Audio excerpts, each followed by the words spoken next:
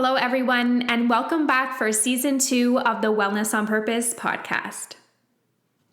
Here at the Wellness on Purpose podcast, we appreciate that there is no linear path along one's wellness journey and understand how easy it can be to get caught up in the latest health trends found on social media.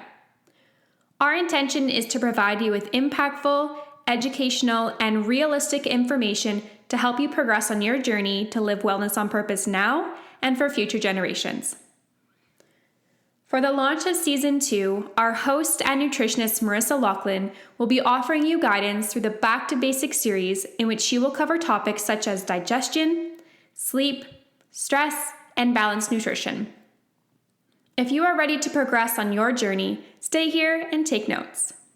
Hello everyone, it's Marissa here, bringing you the first episode of the Back to Basics series.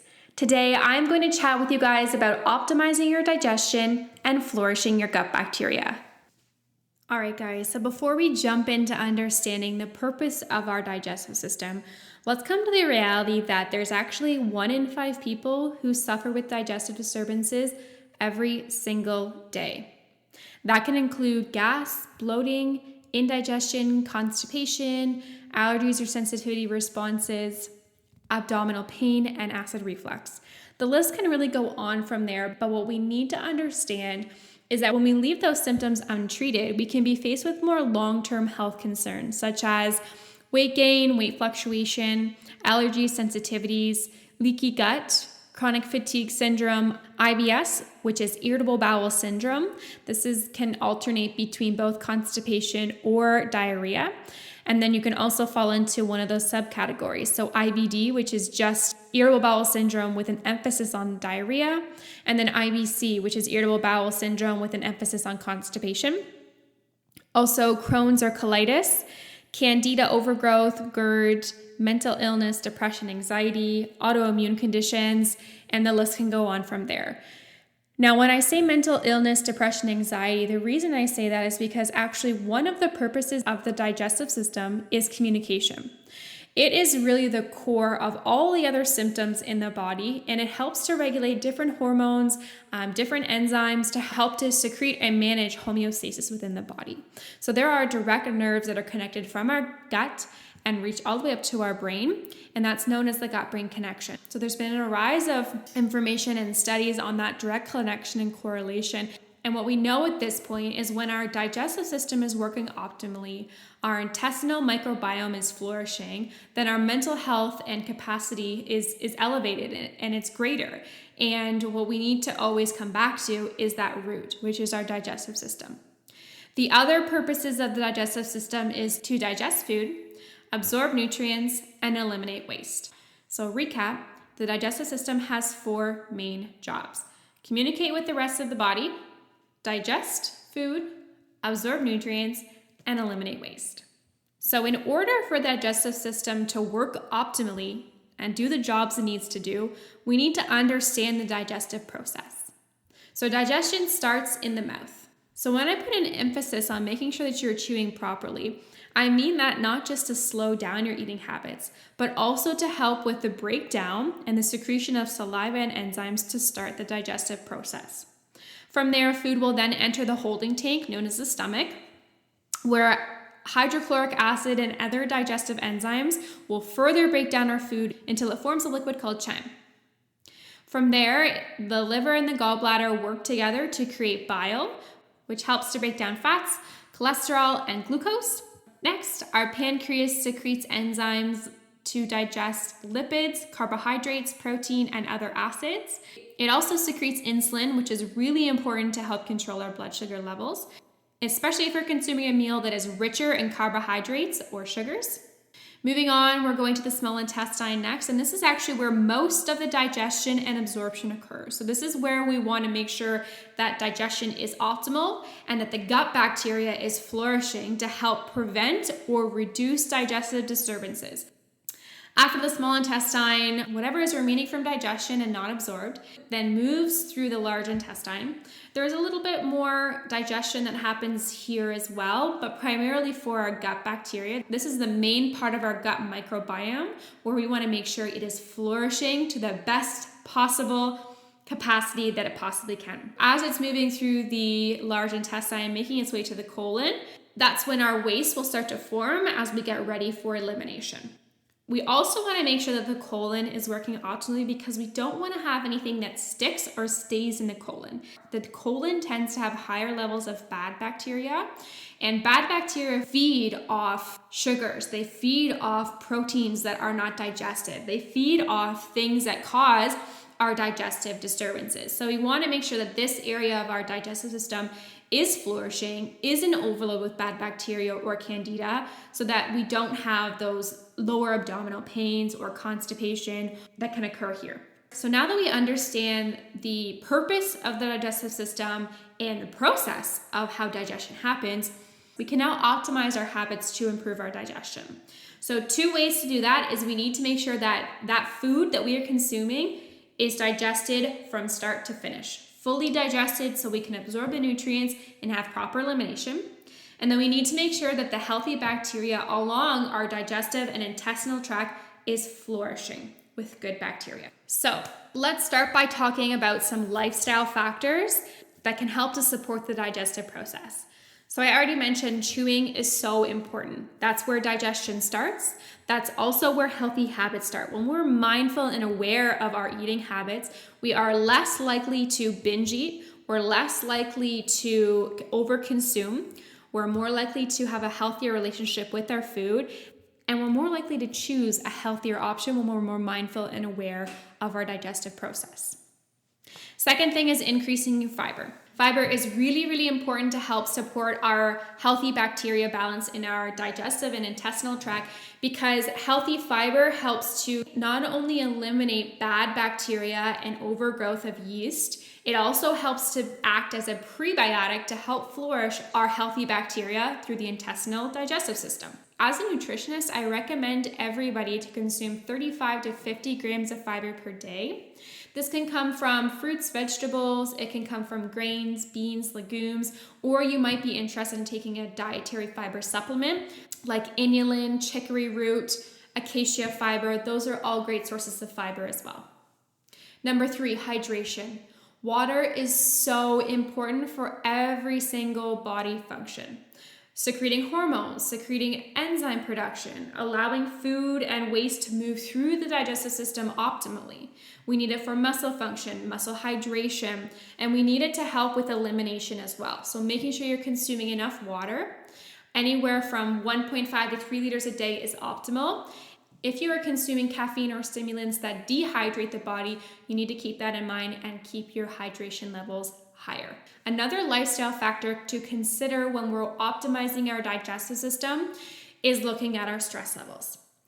So when we are stressed, our digestive system is the first thing to shut off. When we are eating in a state of stress, we are more likely to experience those digestive disturbances, and unfortunately can last longer if the state of stress is chronic and we're not finding ways to de-stress. Another way to improve digestion is consuming more cooked foods. So cooked foods, we can consider those as a pre-digested option. So some people have a hard time digesting raw fruits and vegetables, and that can be because your digestive system is stressed, or you maybe aren't secreting enough enzymes to break down those raw nutrients. So having more sauteed or steamed fruits and vegetables can be better for your digestive system. And movement. Movement is so important, not just for every other bodily function in the body, but when we think about our food digestion happening, it moves. It needs our muscles to do the work as well to help move that food and waste along and out through the body. So movement can help to improve our digestive system as well. When we're intentionally following through with those lifestyle factors and we're still experiencing digestive disturbances, there are 2 things that I recommend people to consider. 1 is our enzyme production, and 2 is that microbiome. So first things with the digestive enzyme. If our body is in a state of stress, or we may be lacking the organs to actually produce these enzymes, we may not be able to fully break down the nutrients as much as we need to, which can result in those digestive disturbances. So one of the things I recommend are digestive enzymes. So digestive enzymes are biological catalysts which stimulate reactions throughout our bodies to support digestion and to preventing those common digestive disturbances.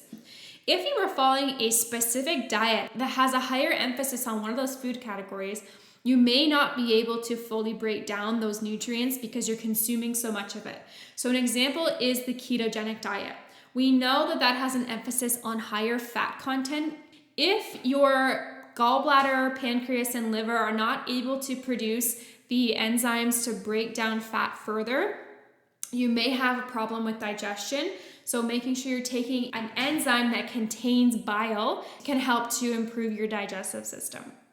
If you're somebody who has a sensitivity to gluten or dairy, there are different enzymes that you can get to help break down the proteins in those foods to reduce digestive disturbances as well. So a digestive enzyme is something that you're going to be taking with meals, and some of my favorite brands that I recommend are Genestra Bioenzymes, Now Super Enzyme, Prairie Naturals Digest Force, and Thorne Biogest. Those are my top 4 recommendations. So next, the second most important piece to optimizing your digestive system is flourishing your gut microbiome. Our microbiome is a unique living community in our intestinal system. And when I say living, I mean that it's made up of living microorganisms that thrive in an ideal environment to support optimal digestion. As we age or as we're exposed to different things, that microbiome can change depending on our environment. So things that impact our microbiome is environmental and chemical toxins. That can include herbicides and pesticides that are present on food, the quality of our food, the level of stress that we live with, our sleep routine, natural wear and tear on the body, illness, inflammation, medication and antibiotic use, and allergies and sensitivities. These all impact the state of your gut microbiome. In order to support the gut microbiome, we need 2 very important nutrients to allow it to flourish and be healthy. 1 is a prebiotic and 2 is a probiotic. First, let's talk about probiotics. Probiotics are living microorganisms that support the gastrointestinal tract by flourishing our good bacteria. They line our gastrointestinal tract to support the body's ability to absorb nutrients, boost immunity, secrete hormones, and regulate our mood. They also produce lactic acid, which stimulates regular bowel movements by enhancing bowel function and proper elimination. The benefits of taking a probiotic can reduce antibiotic resistance, improve overall digestion by reducing digestive disturbances, improve skin health such as eczema, psoriasis, and acne, nourish our gut lining, improve mental health. Like I said, we have nerves that run directly from our digestive system right up to our brain. Hormone secretion, reduction in food allergies and sensitivities, lowers inflammation response, and helps to strengthen our immune system. So there are many different types of probiotics. You can get them in an actual supplement form, or you can also get them from food. Now, options from food would be examples such as tempeh, miso, kombucha, kefir, yogurt, kimchi, pickles, sauerkraut, apple cider vinegar, and raw dairy. Now, when you're using food as a source of probiotics, I would like for you to keep in mind that this is more of a maintenance dosing. This is once you already have a gut bacteria microbe that is flourishing, you can use these more of a maintenance. If you are suffering from digestive disturbances, you are going to need a probiotic that's at a higher CFU count to have more of an impact on the digestive system. So my top favorite probiotic supplements are Garden of Life, their doctor formulated line. There is many different options that are targeted specifically to people's health concerns. So for an example, there are ones that are specific to men and women. There are ones that are specific to preventing urinary tract infections. There are ones that are specific to prenatal, and then there's ones that are also just general overall health that come in different billion counts. Another one of my favorite probiotics is Genestra HMF Forte. This is a professional line. This is a general overall probiotic that can support your digestive system. And lastly, one of my favorite probiotics is the Nacra Nutribiotic. This one's my favorite specifically because it's shelf stable. So if you are somebody who is traveling or you take things to work, you put it in your lunch bag, you leave them in your locker, it's a great one that's a shelf stable option that's high in a CFU count, as well as it contains L-glutamine, which is very healing for the gut lining. So those are my top 3. The Garden of Life doctor formulated any one from their line, Genestra HMF Forte, and NACA Nutribiotic. Now, in order for those probiotics and healthy gut bacteria to flourish to its best ability, it needs nutrients to do that, which is what a prebiotic is. So a prebiotic is a non-digestible fiber compound that is food for our microbiome, meaning that it can pass through the GI system and remain undigested because the human body can't fully break down undigestible fibers, meaning that it passes through the upper GI tract without being digested until it reaches our lower GI system and our colon. From there, that undigested fiber will flourish as a prebiotic to help our microbiome flourish optimally. The benefits of having prebiotics, not only is it going to help to flourish our gut microbiome, but it's also going to help improve digestion, nourish our gut lining, reduce inflammation, allow for healthy hormone secretion, lower risks of obesity and weight gain, and improve cholesterol health. There are some products on the market that contain prebiotics and probiotics together, which is a great option, but I recommend getting prebiotic sources from your food. So asparagus, apples, artichokes, chicory root, dandelion greens, leeks, garlic, onions, oats, and green bananas. Specifically green bananas because they are a resistant starch and they don't break down the same way as if it was a yellow banana. When it's a yellow banana, it's considered more of a carbohydrate and it's higher in sugar. So it's not going to have the same effect as a green banana would for a prebiotic purpose. All right, here is your optimal digestion checklist recap. So if you are suffering from any type of digestive disturbances from gas, bloating, indigestion, chronic constipation, or diarrhea, you need to make sure that you're taking into consideration, first off, how important it is to make sure that your microbiome is flourishing, but also how well you're breaking down your food. So first off, we want to make sure digestive enzyme stimulation is working on point. So that might mean that we're improving our digestive habits or we are supplementing with the digestive enzyme. And then we also want to make sure that our gut microbiome is flourishing to the best of its ability. So that's including prebiotic foods to help flourish our microorganisms in our microbiome, as well as consuming more fermented foods as a maintenance option. And that pretty much wraps up episode 1 of our 4-part series of bringing you back to the basics. I'll be here next week to talk to you guys about stress. If you have any questions related to digestion or want a recap or an alternate suggestion for a digestive enzyme or probiotic, send me an email directly at marissa@joannesplace.ca. Thank you guys so much for tuning in. Please be sure to like, subscribe, comment, and share on social media that you're listening to the Wellness on Purpose podcast.